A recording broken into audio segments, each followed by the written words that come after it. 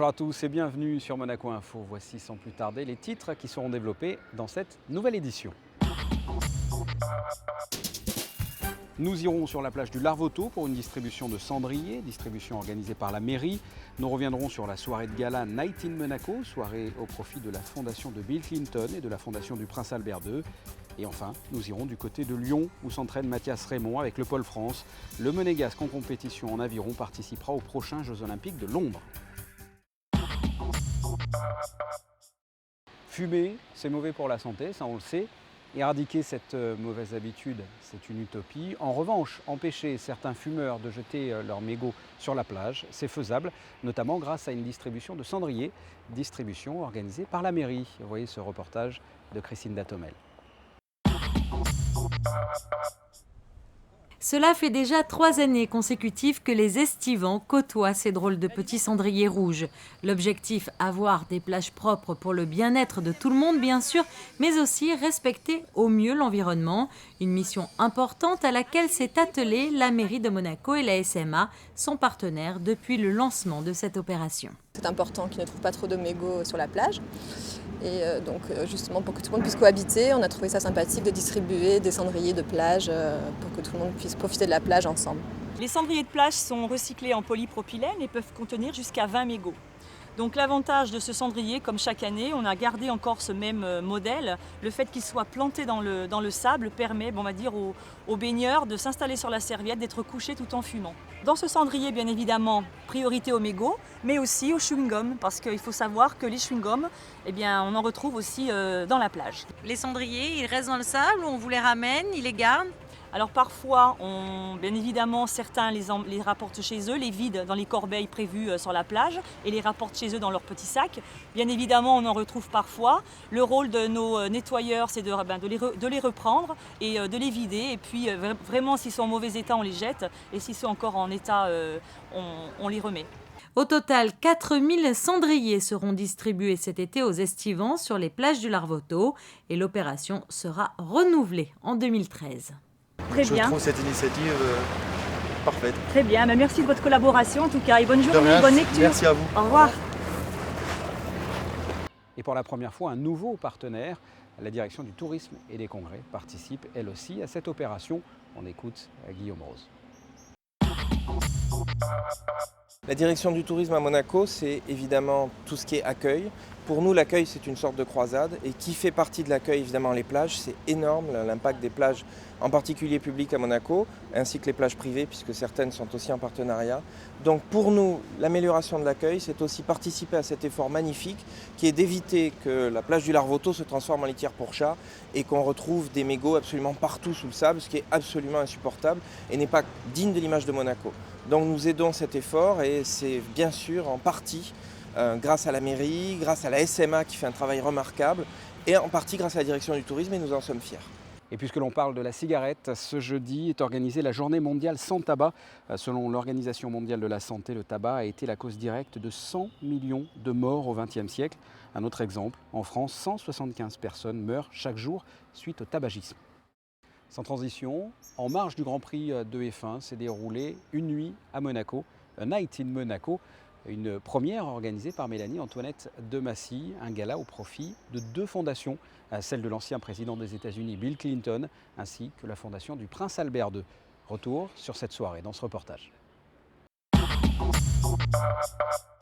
Tout commence sur la place du Casino, sur le tapis rouge plus exactement. C'est par là que passeront les convives venus du monde entier, des invités triés sur le volet pour cette soirée caritative au profit de la fondation de Bill Clinton et de la fondation du Prince Albert II.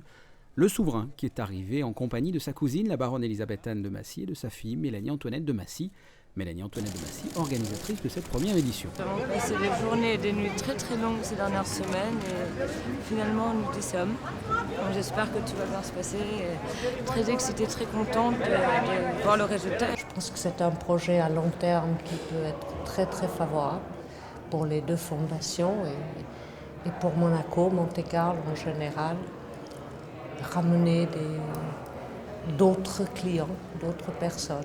Parmi les invités, l'actrice allemande Diane Kruger, son compagnon à gauche du prince Albert II, le comédien Joshua Jackson, mais également une figure qui donne encore des frissons aux anciennes adolescentes des années 90, Billy Zane, le méchant dans Titanic. L'ancien président des États-Unis et le souverain se sont entretenus avant le repas, seul à seul, pour parler de leur fondation. Tous les deux œuvrent dans le domaine de l'environnement et du développement durable.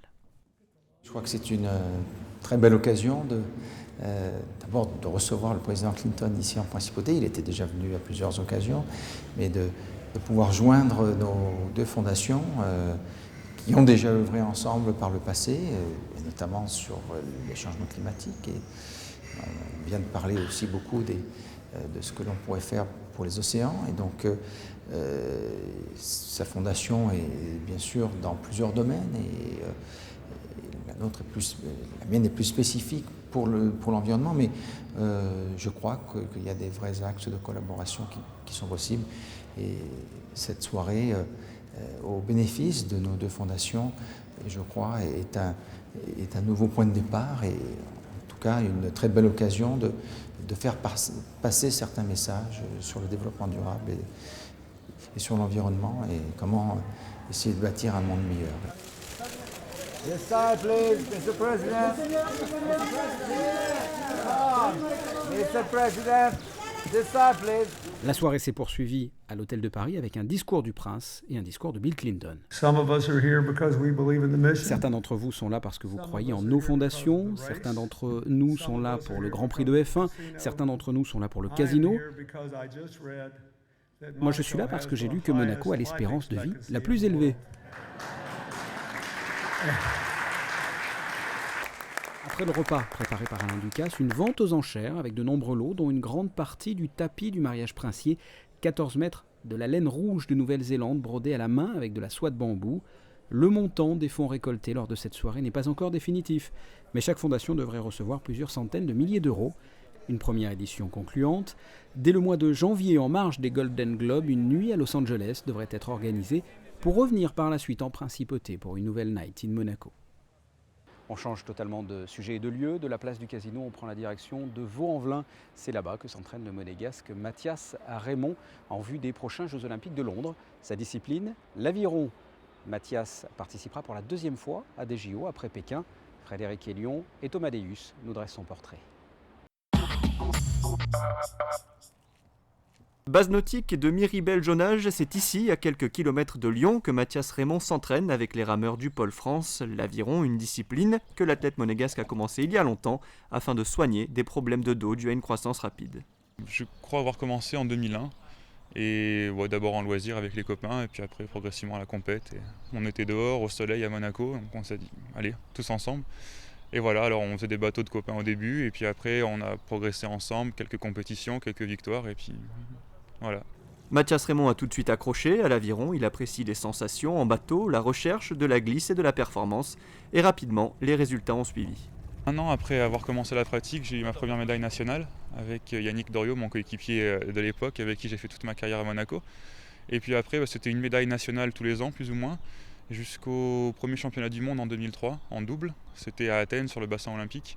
Et puis là, après, ça s'est plus ou moins accéléré, puisque c'était des courses internationales tous les ans, de plus en plus de courses. Et donc voilà, plus ça va, plus on prend des niveaux. Bon, plus c'est dur, forcément. Mais c'était vraiment une suite logique. On a commencé par des courses de quartier départementales, et puis après, bon, une victoire par-ci, une victoire par-là, et on augmente, jusqu'à arriver là maintenant, où j'ai la chance d'aller aux Jeux Olympiques. Ce seront ses deuxièmes Olympiades après celle de Pékin, où il avait porté le drapeau de la délégation monégasque.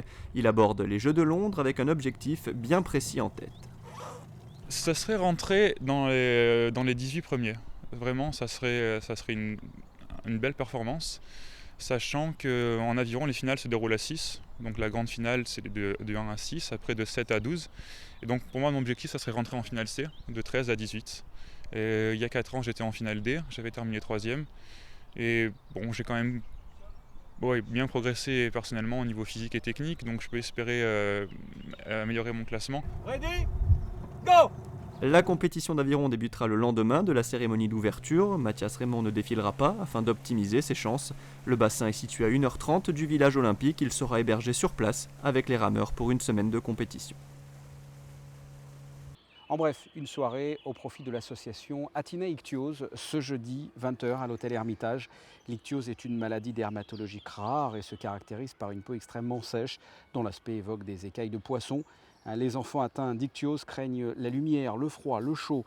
Une soirée pour une bonne cause donc. Le thème de ce dîner dansant, les années 80, le prix d'entrée est de 120 €. On passe à la météo avant de se quitter. Mercredi, belle journée, sans nuages, pas de pluie, temps calme dans la matinée, une légère brise de mer dans l'après-midi, les températures de 18 à 23 degrés.